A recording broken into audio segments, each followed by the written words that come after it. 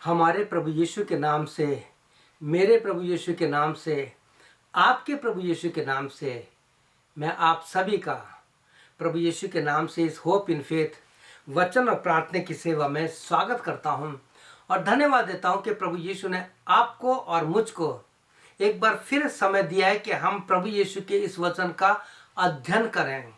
जैसे कि आप जानते, प्रभु यीशु मसीह के इस वचन के अलग अलग इन सारे जो विषय हैं उनका मैं अध्ययन दे रहा हूं। हालांकि मैं कोई बहुत बड़ा स्कॉलर नहीं हूं, लेकिन पवित्र आत्मा ने जो कुछ दिया वो दे रहा हूं। क्योंकि मैंने जब लैंडेज शुरू होने वाले थे उससे 5-6 महीने पहले बहुत अध्ययन किया था। इतना अध्ययन किया था, इन सारे तैयार किया था कि मेरे को स्पॉन्डिलाइटिस यानी सर्वाइकल होकर के मेरे को एडमिट करना पड़ा। चक्कर आ गया था, गिर गया था घर में।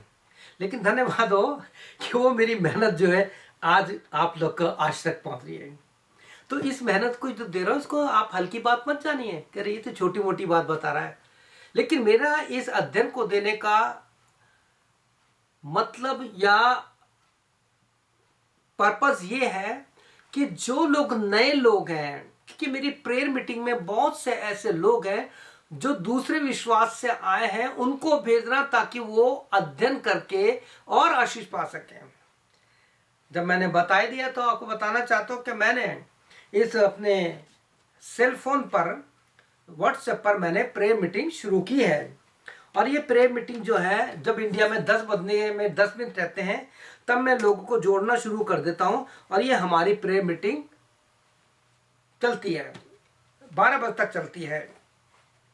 तो प्रिय भाई बहनों, अगर आपके पास कोई ऐसा विषय है बीमारों का या परेशानी का, तो आप हमें भेजिए। मैं आपको, मेरे हाथ में पवित्र शास्त्र बाइबल है, आई विल नॉट से लाई। मेरे प्रेयर मीटिंग में हमारे टीम के लोग, हमारे जितने भी प्रेयर वॉरियर हैं, एक एक विषय के लिए बोझ के साथ प्रार्थना करते हैं। अगर आपको चाहिए कि हमें आपका नंबर मिले, आपका प्रेयर रिक्वेस्ट मिले, तो मेरा नंबर नोट कर लीजिए। मेरा नंबर है +1 780 909 0645। तो इस नंबर पे आप मुझे कॉल कर सकते हैं। पर्सनली आप मेरे साथ प्रार्थना में जुड़ सकते हैं। मेरे जब सुबह होती है तो इंडिया में शाम होती है, रात होती है तब प्रार्थना होती है। और जब आपकी सुबह होती है, मेरी रात होती है, तो मेरे घर पे जब मेरे 8 बजते हैं, आपके 7:30 बजते हैं, सुबह के आपके 7:30 बजते हैं, तो मेरे पास लोगों के कॉल आने शुरू हो जाते हैं। मैं उनके साथ प्रार्थना में समय बिताता हूँ। मेरा जीवन ही प्रार्थना के लिए प्रभु ने लिया है। तो प्रिय भाइयों, आज हम फिर से इस 27वें दिन में, उपवास के 27वें दिन में आपके साथ संगति करने आए हैं। 27th day of the land days. और किस प्रकार से प्रभु यीशु ने आपको और हमको इस 27 दिन तक संभाल के रखा है। अब सोचिए कि हम कहते हैं वाई 40 डेज, 40 दिन क्यों? सवाल ही उठता है। देखिए, बाइबल एक ऐसी पुस्तक है इसमें एक एक बात का अर्थ है जो मैंने एक दिन से लेकर के इन 27 दिनों तक आपके सामने रखे। 40 का बहुत वर्णन किया है। फिर अलग अलग लोगों ने किस प्रकार से 40 दिन के उपवास किए, किस प्रकार से फास्टिंग किए, ये अलग अलग सारे विषयों पर अध्ययन दिया है बहुत शॉर्ट में। तो प्रिय भाई बहनों, हम धन्यवाद देते हैं कि 27वें दिन ने प्रभु हमारी सहायता की है। जबकि प्रभु यीशु मसीह ने आपको समय दिया और आज आपके 27 दिन पूरे हो गए। तो आप सोचिए, 40 में से 27 दिन को माइनस करेंगे तो आपके हाथ में कितने दिन बचे? 13 दिन। इन 13 दिनों में आपको आज का जो विषय है वो सीखना है।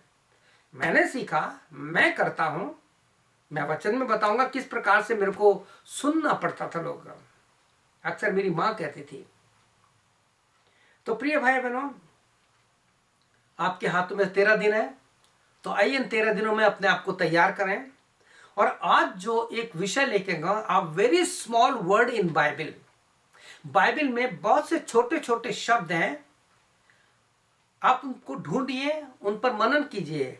लेकिन आज जो मैं बाइबल से एक छोटा सा शब्द लेके आया हूं, अपने आप में है तो बहुत छोटा, परंतु बहुत सामर्थ्य है। उससे अर्थ और अनर्थ दोनों हो सकते हैं। आज हम इसी छोटे से शब्द पर अध्ययन करेंगे, मनन करेंगे कि बाइबल इस छोटे से शब्द के विषय में क्या कहती है। अगर हम इसको इस्तेमाल करें तो हमें उद्धार भी मिलता है, नहीं करें तो उद्धार नहीं मिलता। तो आप कहेंगे भाई आप क्या कहना चाहते हैं, वो सामर्थ्य छोटा शब्द क्या है? वो छोटा सा शब्द है NO, नो, हिंदी में कहते हैं नहीं। तो प्रिय भाई बहनों, नो या नहीं word in the life of Adam पहला है। आदम के जीवन में जब ये नो या नहीं शब्द आया तो क्या हुआ? परमेश्वर ने क्या कहा था? तू ऐसा नहीं करना, कहा था ना, don't do this thing, do not eat that fruit.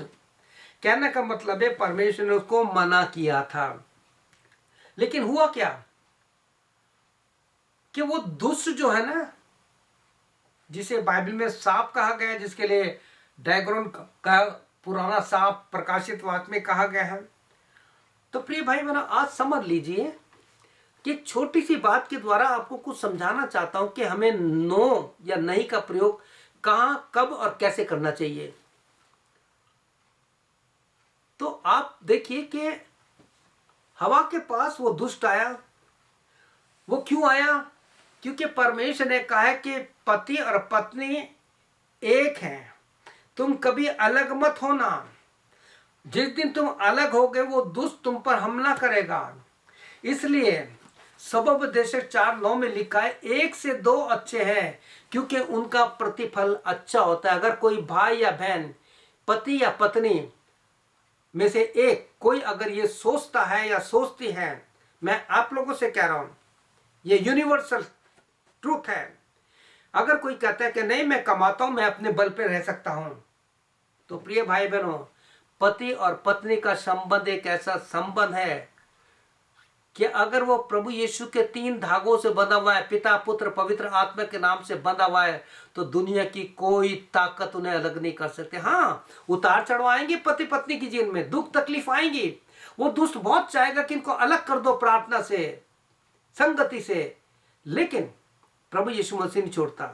तो उस दुष्ट ने उससे क्या कहा? क्या ये सच है? देखिए कंफ्यूज कर रहा है। क्या ये सच है कि परमेश्वर ने तुमसे कहा है कि इस वाटिका के किसी भी फल को मत खाना? तो कहते नहीं नहीं, परमेश्वर ने ऐसा नहीं कहा। देखिए मैं आपको बहुत शॉर्ट में बता, नहीं नहीं ऐसे नहीं कहा। उसने कहा है कि हम सारे फल खा सकते हैं, लेकिन उस वाटिका के वो जो वृक्ष है ना, प्रभु ने कहा ना तो उसे छूना और ना खाना। ये अपनी तरफ से अर्थ लगा दिया, यहाँ पे भी नेगेटिव शब्द आ गया है। तो वो दुष्ट जो है आपके मुंह के शब्दों को पकड़ता है प्रिय भाई बहनों। इसलिए बाइबल कहता है कोई बोले तो ऐसे जैसे परमेश्वर का वचन। पहला पत्र 4:11 में हो सकता लिखा है, ये पढ़ लेना। लेकिन यहां देखते हैं कि जिस प्रकार से हवा उससे अलग चली गई, तो किस प्रकार से उस दुष्ट ने अटक किया कि क्या सच है कि परमेश्वर ने कहा कि तुम वाटिका के किसी के फल को मत खाना? तो उसने कहा नहीं, कि ना तो छूना ना खाना। अब वहां पे उससे बात कर रहे, नहीं तुम पागल हो, तुम्हें पता है परमेश्वर ने क्यों मना किया है?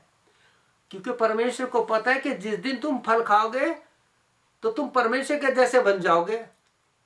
हम कभी कभी भूल जाते हैं कि हम परमेश्वर के स्वरूप और समानता में बनाए गए हैं।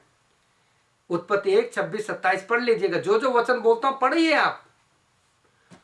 अब हुआ क्या? परमेश्वर उसको बहलाया, अरे तुम परमेश्वर के जैसे बनना चाहते हो क्या? वो नहीं चाहता कि तुम उसके बराबर खड़े हो। अब क्या हुआ? उसने उसको इतना कंफ्यूज कर दिया कि वो सोचने लग गई कि परमेश्वर कहता है कि तुम मर जाओगे, जिंदगी खाओगे निश्चय मर जाओगे, और ये कहता है तुम नहीं मरोगे, तुम परमेश्वर के जैसे बन जाओगे। अब उसने क्या करा? ना कहने की जगह उसने हाथ बढ़ाया, और हाथ बढ़ाकर जब उसने तोड़ा, ना केवल उसने खुद खाया परंतु अपने पति को भी, आदम को खिलाया है। अब वहां पे आदम कह सकता था कि तूने ये क्यों करा, मैं नहीं खाऊंगा, परमेश्वर ने मना करा था, मैंने तुझे बताया था। लेकिन कभी कभी पति लोग जो होते हैं ना, पत्नी बुरा ना मान जाए तो बहुत सी बातों में उसके पाप में सहभागी हो जाते हैं। इसके लिए बहुत सुंदर चैप्टर आपको दे रहा हूं, प्रेरितों 5 अध्याय पढ़ लेना। हनन्याह और सफीरा का वर्णन है वहां पे। दोनों जानते थे, दोनों ने पवित्र आत्मा के विरोध में पाप किया। अब यहाँ पे छोटी सी बात आपको समझाना चाहता हूं कि सपोज आपके पास सब कुछ है, आपका लाइफ बहुत अच्छे से चल रहा है, आपका बिजनेस बहुत अच्छा चल रहा है, खान पान मकान सब कुछ है, और कोई आपका दोस्त आके कहे यार मेरे को एक बहुत बड़ी चाबी मिल गई है, चल अपन बैंक में हाथ साफ करते हैं और करोड़पति बन जाएंगे। और ऐसे में कुछ लोग जो है उसके साथ मिल जाते हैं। अगर ऐसा व्यक्ति कहे भैया मैं तो करोड़पति, क्या मेरे पास तो सब कुछ है, मैं उसमें नहीं जाऊंगा, अगर वो नो बोल देगा, नहीं बोल देगा तो बच जाएगा। लेकिन होता क्या है, बहुत से लोग इस ट्रैप में, इस जाल में फंस जाते हैं और जिंदगी भर के लिए सलाखों के पीछे चले जाते हैं। छोटी सी बात बताइए, तो हमें प्रिय भाई बहनों इस बात को देखना है कि किस प्रकार से कि परमेश्वर के वचन में उस सांप ने उत्पत्ति 3 अध्याय उसके 1 से लेके आगे तक किस प्रकार से उसको बहला दिया। प्रिय भाई बहनों, अब आपका काम है और आपको सोचना है और समझना है कि हम कैसे इस नो या नहीं शब्द का इस्तेमाल करें। आप चाहे तो इस नो या नहीं को अपने लिए हथियार बना सकते हैं कि आप दुष्ट की सारी शक्तियों का सामना कर सके। तो हमने पहले देखा आदम को और हवा को, किस प्रकार से परमेश्वर ने उससे कहा था नो, लेकिन क्या हुआ, उसने उसको नहीं माना है। यह आपके लिए बहुत सीधे शब्दों में बता रहा हूं, खास करके जवान बच्चे जो है ना, जवान लड़के लड़कियां, माँ बाप ने कहा बेटा इंटरनेट पे वो सारी गंदगी नहीं देखना, लेकिन होता क्या आजकल के समय में पता है क्या हो गया, हमारे समय में हम माँ बाप के साथ सोते थे, इधर माता पिता भाई बहन एक साथ सोते थे, लेकिन आज बेटी का कमरा अलग है, बेटे का कमरा अलग है, पति पत्नी का कमरा अलग है। अब बेटा और बेटी क्या करें कुछ पता ही नहीं है। अब उनके हाथ में ये चीज और दे दिया तो क्या होगा, माँ बाप तो कहेंगे मत देख, लेकिन इसमें इतना अट्रैक्शन है, इतना अट्रैक्शन है कि ना चाहने के बाद भी जब सुंदर सी कोई लड़की दिखाई देती है, लोग उसे क्लिक करके उस पाप में फंस जाते हैं। सही बता रहा हूं आपको मैं। प्रिय भाइयों बहनों, बाइबल में एक व्यक्ति आया है कि किस प्रकार से कि उस नो या नहीं का दाऊद के जीवन में किस प्रकार से एक मुसीबत बन गया। परमेश्वर के मन के अनुसार था, लेकिन हुआ क्या, बाइबल बताती है कि जब उसने छत पे घूम रहा था, एक महिला नहारी थी, उसको देखा जिसका नाम बैतशेबा था, उसको अपने घर पे बुला लिया। राजा था ना, प्रजा तो बेचारी कमजोर होती है, राजा बुलाया नहीं है, उसके साथ जो कुछ किया वो पहला पाप किया। और दूसरा, उसने उसके पति को युद्ध में आगे रख करके के मरवा दिया। उसने मर्डर भी किया और व्यभिचार भी किया। बाइबल के अनुसार दूसरा शमूएल 12:24 में लिखा है, दाऊद के हत्या और बैतशेबा के साथ व्यभिचार के पाप की कीमत उसे बहुत बड़ी देनी पड़ी। इसके लिए दाऊद ने अपना सारा जीवन पश्चाताप में बिताया। आप भजन 51 पढ़िए कि किस प्रकार से दाऊद ने पश्चाताप किया। ये भजन मेरे लिए भी बहुत ही लाभदायक है, आपके लिए भी है। सॉरी माफ करना, थोड़ा सा चेंज कर रहा हूँ, दर्द होता वहां पे। मैं बहुत अच्छा हूँ, पहले से बहुत अच्छा हूँ, लेकिन ये थोड़ा सा दर्द करता है। अब प्रार्थना करते रहें कि मैं बिल्कुल ठीक हो जाऊं, ताकि प्रभु की महिमा और आपके साथ खड़ा होकर अपने स्टूडियो में कर सकूं। ये तो मेरा डबल बेड है, कैसे मैं घिसटता हुआ जाता हूँ, कैमरे को चालू करता हूँ, सेट करता हूँ। प्रभु का धन्यवाद, एक नया अनुभव दे रहा है। लेकिन एक बात है कि पौलुस कहते हैं ना रोमियो 8 हाँ, कौन हमें मसीह के प्रेम से अलग करेगा, कौन यीशु के प्रेम से अलग करेगा, उसकी सेवा से अलग करेगा। क्या इस तकलीफ ने मुझे अलग कर दिया? हालांकि मुझे सुनना पड़ा, बीमार हो मत करो, थोड़ा प्रिकॉशन रखो। अरे जब मैं प्रभु यीशु का काम करूंगा तो प्रभु यीशु मुझसे मेरे सब कुछ कर देगा। ये इसके लिए मेरे पास एक वचन याद आ रहा है, प्लीज मैं आपके लिए पढ़ देता हूँ। अगर प्रभु यीशु के नाम में रुकावट आती है, लोग कहते हैं अरे तू मर जाएगा, तू बीमार हो जाएगा, तो इस वचन को आपके लिए मैं दे रहा हूं मैं एक प्रॉमिस के आधार पर, एक प्रतिज्ञा के आधार पर। यहां लिखा है 2 कुरिन्थियों का 1 अध्याय 10 में, उसी ने हमें मृत्यु से ऐसी बड़े संकट से बचाया है और बचाएगा, और उससे हमारी ये आशा है कि आगे को भी बचाता रहेगा। इसमें प्रेजेंट, पास्ट, फ्यूचर तीनों टेंस है। कितना सुंदर है। जब आप प्रभु यीशु के लिए खड़े होंगे ना, दुनिया की कोई सी ताकत आपको टच नहीं करते। If you are God's property, you are safe in the hands of the Lord, devil can not touch you. ये शरीर इस पे प्रभार हो जाएंगे। जब आपकी कोई बहुत जितना आगे बढ़ेंगे, इस पे अटैक होंगे कि आपकी सेवा रुक जाए, लेकिन नहीं रुकेगी। तो दाऊद के जीवन में देखा कि जब उसे ना कहना था, बाइबल में लिखा है कि जब तू उसको देखे तो अपनी आंखें फेर लेना, लेकिन उसने देखा आज क्या हो रहा है। जवान लोग, जवान महिलाओं पर किस प्रकार से अट्रैक्ट होते हैं, उनका ऊपरी रूप, सुंदरता देखते हैं। प्रिय बहनों भाइयों, ये सुंदरता थोड़ी दिन के लिए होती है। सच्ची सुंदरता अंदर की है। ये लीपा पोती से सुंदरता नहीं बनती, आपकी सुंदरता और खत्म हो जाती है। खैर, प्रभु ने समझाया, बता दिया। एक और व्यक्ति देखते हैं, तीसरा व्यक्ति सुलेमान, जिसके जीवन में जो परमेश्वर ने कहा था कि यदि तू अपने पिता दाऊद के समान परमेश्वर के मार्ग पर चलेगा तो बहुत साल तक जीवित रहेगा, तू धन्य रहेगा। लेकिन हुआ क्या, नो के चक्कर में पड़ गया। जब उसे नहीं कहना था, उसने नहीं कहा। आप जानते हैं कि सुलेमान ने जैसा परमेश्वर ने उससे कहा था, वो ऐसा पाप हो गया उससे कि जिसके कारण जब वो एक पुस्तक लिखता है, सबोपदेशक, उसके हर चैप्टर में कहता है ये भी व्यर्थ है, ये भी व्यर्थ है, all it is in when, in when. क्यों कहा? क्योंकि उसके पीछे एक भेद है। जब आप पहला राजा उसका 11:3 पढ़ेंगे तो वहां लिखा है, वहां कहता है कि सुलेमान ने 700 रानियां और 300 रखेल रख ली थी। जाहिर है परमेश्वर ने सुलेमान को मना किया होगा, लेकिन सवाल ये उठता है, परमेश्वर ने उसको 1000 पत्नियां रखने के लिए अनुमति क्यों दी?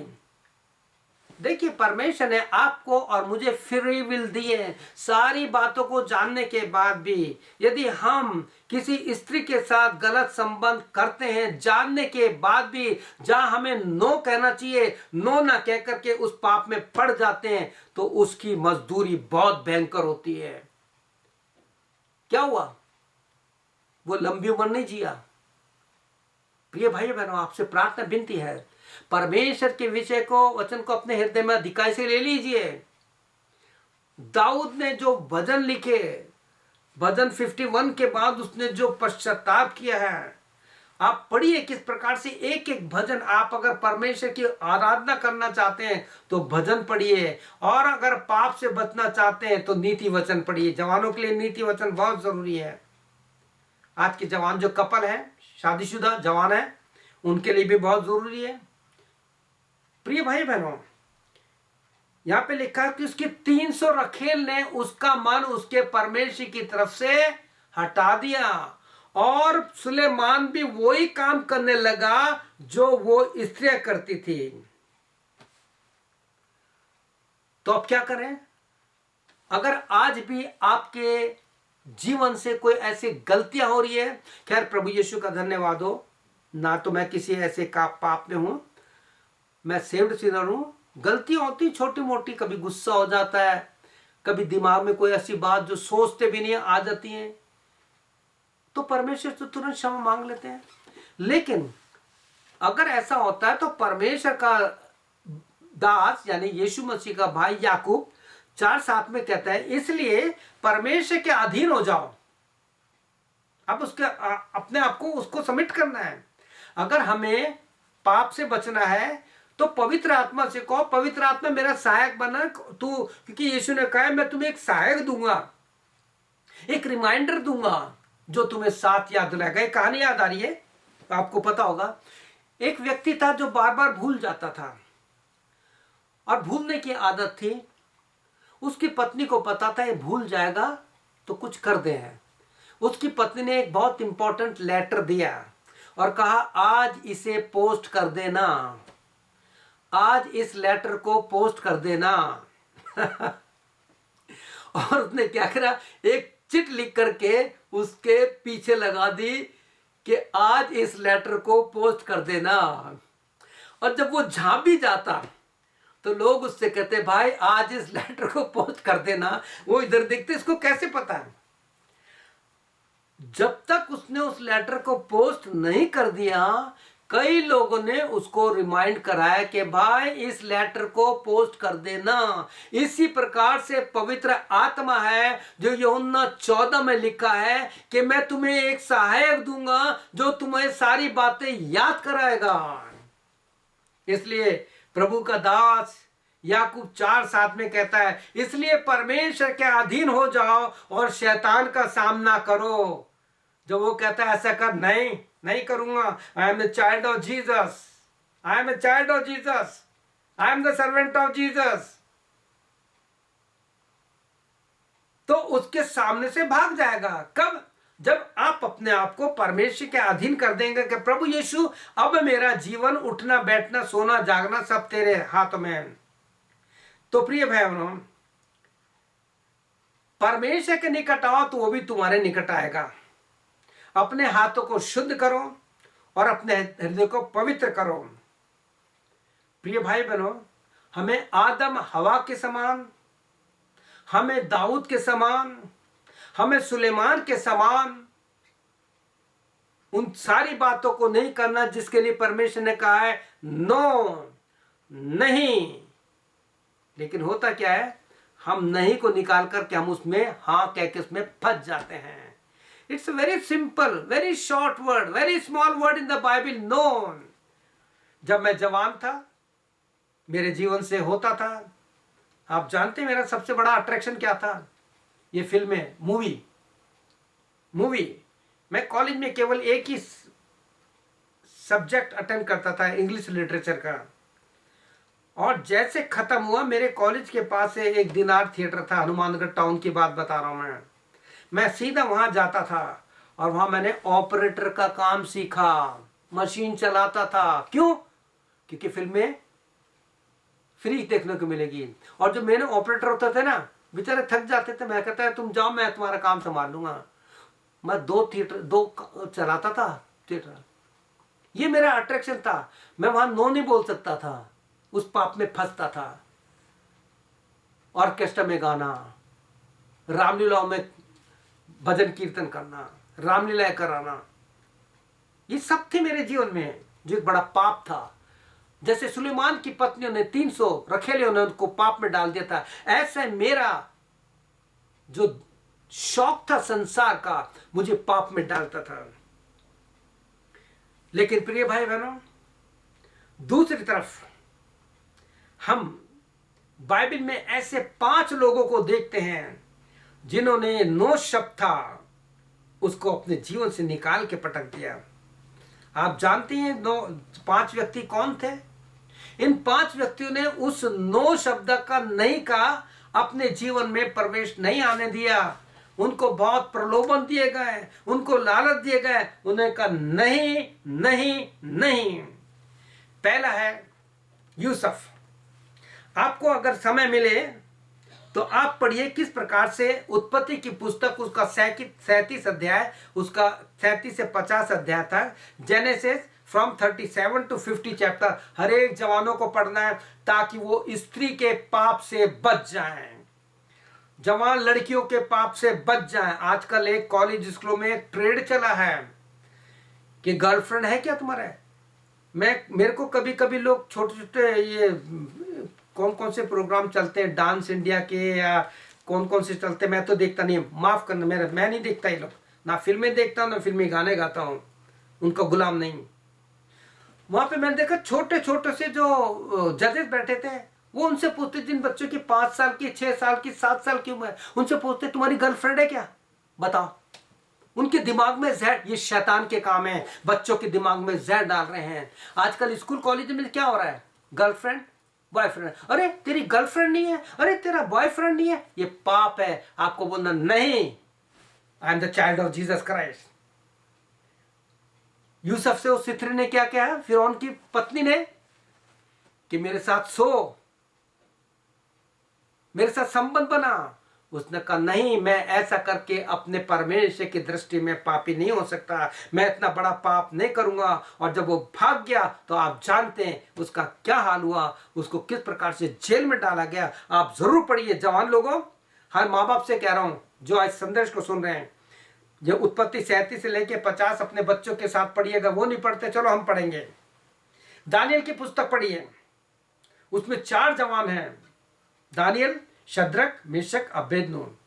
शद्रक, मेशक, अबेदनगो से कहा गया कि इस मूर्ति के आगे सर झुकाओ।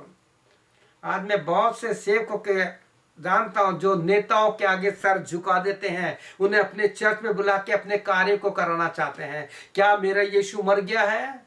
आज बहुत से ऐसे सेवकों का जानता हूं जिन्होंने अपनी सेवा में इतने काम किए कि आज उनके बच्चे अलग अलग रास्तों में भटक रहे हैं।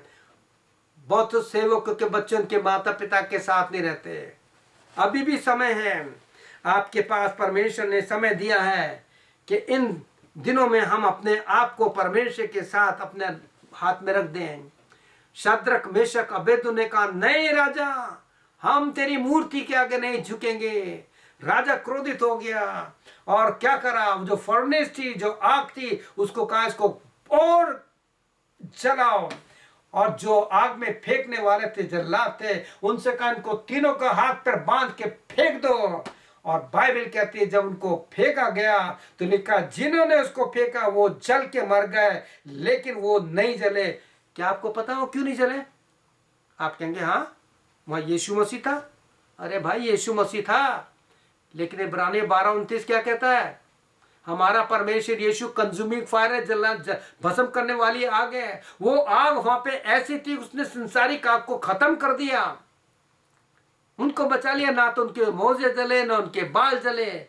शद्रक, मेशक, दानियल के विरोध में षड्यंत्र रचा गया। आप पढ़िए किस प्रकार से दानियल को फंसाने के लिए क्या कुछ नहीं किया। लेकिन दानियल को जब पता लगा कि मेरे विरोध में षड्यंत्र रचा गया है, पेपर पे साइन हो गए हैं, अब मुझे शेर की मान में डाला जाएगा, तो उसने क्या किया? अपने कमरे में गया। 6 अध्याय पढ़िए दानियल का। जैसी उसकी रीति थी, इस 40 दिनों में प्रिय भाई बहनों, परमेश्वर ने आपको 40 दिनों में आपको अब तक 27 दिन तक संभाल के रखा है। अब आपके हाथ में 13 दिन है। इन 13 दिनों में नो कहना सीख लीजिए। जवानों, नो कहना सीख लीजिए। प्रभु के सेवक को नो कहना सीख लीजिए। मेरे पति, मेरे भाई बहनों, पति पत्नियों, मैं आपसे कहना चाहता हूं नो करना सीख लीजिए। अगर घर में कोई आके आपके जहर बोलता है, उससे कहना चले जाओ। No, we are the child of Jesus Christ. ये प्रभु यीशु का घर है। प्रिय भाई बहनों, धन्यवाद देता हूं।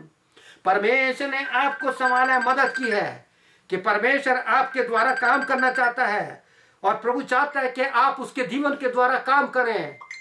प्रिय भाइयों बहनों, मैं आपसे विनती करता हूं, प्रार्थना करता हूं कि जो संदेश आपके पास भेजा गया है, इस संदेश को बार बार सुनिए, लोगों को शेयर कीजिए। और आज से ही अपने जीवन में कोई भी परीक्षा आती है, कोई भी आपको पाप में डालना चाहता है, तो बोलिए नो, हम नहीं करेंगे, हम झुकने वाले नहीं हैं। We are safe in the hands of the Lord. यीशु ने हमें अपने खून से खरीदा है। प्रभु का वचन कहता है अपनी देह के द्वारा परमेश्वर की महिमा करो, अपने शरीर के द्वारा प्रभु यीशु की महिमा करो। जब मैं अपनी जवानी को देखता हूं, किस प्रकार से फिल्मों में, संसार में कितना लुप्त था, मुझे घर में शांति नहीं मिलती थी, मैं ज्यादातर बाहर रहता था। लेकिन 14 अप्रैल 1979 में जब यीशु मेरे जीवन में आ गया, वो शांति देने वाला मेरे जीवन में आ गया, मैंने नो कहना शुरू कर दिया। मेरी मम्मी अक्सर कहती थी कि तू कब नो कहना सीखेगा, कभी तो नहीं बोल देकर लोगों को। मैं सबकी बातों में आ जाता था। लेकिन धन्यवाद हो प्रभु यीशु का, इस साल के लैंड डेज की 40 डेज का, कि जिसमें परमेश्वर ने मुझे 27 दिन तक संभाल के रखा। और मेरे हाथ में भी 13 दिन है, आपके भी हाथ में 13 दिन है, आपके बच्चों के भी हाथ में 13 दिन है। मेरे सेवकों, प्रभु के सेवकों, आपके हाथ में 13 दिन है। अपनी कलीसिया को आग बना दीजिए, अपनी कलीसिया को प्रभु यीशु के दूसरे आगमन के लिए तैयार कर दीजिए। बहुत कुछ है बोलने के लिए, लेकिन आज मैं केवल इतना कहना चाहता हूं कि प्रभु यीशु मसीह आपके साथ आपकी सहायता करे, मदद करे कि परमेश्वर के द्वारा आपकी महिमा हो। प्रभु यीशु आपको आशीष दे। आइए हम प्रार्थना करें। क्या आप मेरे पीछे छोटी सी प्रार्थना करेंगे? बड़ा महत्वपूर्ण वचन आपके पास पहुंचा है प्रिय भाई बहनों। आपको आज से प्रैक्टिस करनी है कि आपको नो कहना है लोगों के। आपको कहना नहीं, मैं इस पाप में नहीं जाऊंगा। जैसे यूसुफ ने कहा नहीं, मैं ये भयंकर पाप करके परमेश्वर की दृष्टि में नहीं होता। जैसे सदरक मेशक ने कहा मैं अपने सर को नहीं झुकाएंगे। जैसे दानियल ने प्रार्थना की। प्रिय भाई बहनों, हमें दाऊद के समान नहीं बनना, हमें सुलेमान के समान नहीं बनना, हमें आदम हवा के समान नहीं बना, जिनसे कहा गया था कि नो, तुम्हें ऐसा नहीं करना। और जब उनने करा तो उनका क्या हाल हुआ आप सब जानते हैं। सैमसन जिसने अपने माता पिता की आज्ञा नहीं मानी, क्या हुआ? बुरा हाल हो गया। मेरे बेटे, मेरे बेटियों, जवान बच्चों, जब आपके माँ बाप ऐसे कुछ समझाते हैं तो मान लीजिए कहीं ऐसा ना हो कि जैसे सैमसन का हाल हुआ। आज कॉलेज स्कूलों में लड़के और लड़कियां शादी से पहले वो काम कर देते हैं जो परमेश्वर की दृष्टि में पाप है। इसका अंजाम बहुत बड़ा होगा। अपने जीवनों को प्रभु यीशु के हाथ में सौंप दीजिए। अगर इस वचन से आपको आशीष मिली है तो मेरे भाई और बहनों, जवान बच्चों को भेजिए, चर्च के पास्टर्स लोगों को भेजिए, कलीसिया को भेजिए, अपने फ्रेंड्स रिलेटिव को भेजिए। मुझे आपसे कुछ नहीं चाहिए, मुझे आपसे कुछ नहीं चाहिए, लेकिन ये संदेश जो आज प्रभु ने दिया है, छोटा सा शब्द नो, आज से नो कहना सीख लीजिए, नहीं कहना सीख लीजिए। आइए हम प्रार्थना करें। क्या आप मेरे पीछे छोटी सी प्रार्थना करेंगे? तो बोलिए, प्रभु यीशु मेरी सहायता कर कि जब पाप मेरे द्वार पर आए, जब पाप या सिन मेरे द्वार को खटखटाए, तो यीशु तू जाके दरवाजा खोल। प्रभु यीशु, यीशु मसीह मुझे इतनी शक्ति दे कि मैं किसी भी पाप में शामिल ना हूं। पाप के आने से पहले बोलूं नहीं। यीशु मसीह, मैंने अपने जीवन में बहुत पाप किए हैं। मैंने अपनी मां के विरोध में, मैंने अपने पिता के विरोध में, मैंने अपने पति के विरोध में, मैंने अपनी पत्नी के विरोध में, प्रभु यीशु मैंने अपने पास्टर के विरोध में, प्रभु के सेवक को आप भी कह सकते हैं कि प्रभु यीशु मैंने अपनी कलीसिया के विरोध में पाप किए। हमें क्षमा कर दे क्योंकि समय कम है। प्रभु यीशु मसीह, आपसे प्रार्थना, विनती है, निवेदन है, जबकि हमारे हाथ में केवल 13 दिन है यीशु मसीह, इन 13 दिनों में हमें मजबूती दे। पवित्र आत्मा तुम्हारा रिमाइंडर है, जब पाप हमारे पास आए तो तू याद दिला, बोल दो नो, हम नहीं करेंगे। प्रभु यीशु, तूने मेरे पापों को क्षमा किया। आज से मैं तेरे वचन को पढ़ूंगी। आज से मैं प्रार्थना करूंगा या करूंगी, और जो तुझे अच्छा लगता है वही करूंगा या करूंगी। मेरी सहायता कर। प्रभु यीशु के नाम से इस प्रार्थना को करते हैं, आमीन, आमीन। प्रिय भाई बहनों, अगर आपने इस प्रकार से प्रार्थना कीजिए, मैं सच बताता हूं, आज मेरी तबीयत बहुत अच्छी है और परमेश्वर की पवित्र आत्मा ने वचन आप तक भेजा है। जब आप इसे सुनते हैं, देखते हैं, तो अपने फ्रेंड्स लोग, अपने लोगों को भेजिए, ताकि इसके द्वारा प्रभु यीशु मसीह की महिमा हो। आप घटते जाए और आप प्रभु बढ़ता जाए। जब आप नो कहना सीख लेंगे, नहीं कहना सीख लेंगे, तो आप शून्य बन जाएंगे और प्रभु यीशु की समानता में उसके जैसे बन जाएंगे। प्रभु यीशु मसीह आपको आशीष दे। May God bless you. प्रभु यीशु की शांति आपके साथ रहे और प्रभु यीशु मसीह का वो आत्मा जो रिमाइंडर है, जो आपको नो कहना सिखाएगा, आपके साथ बराबर बना रहे। आमीन और फिर आमीन। मे गॉड ब्लेस यू।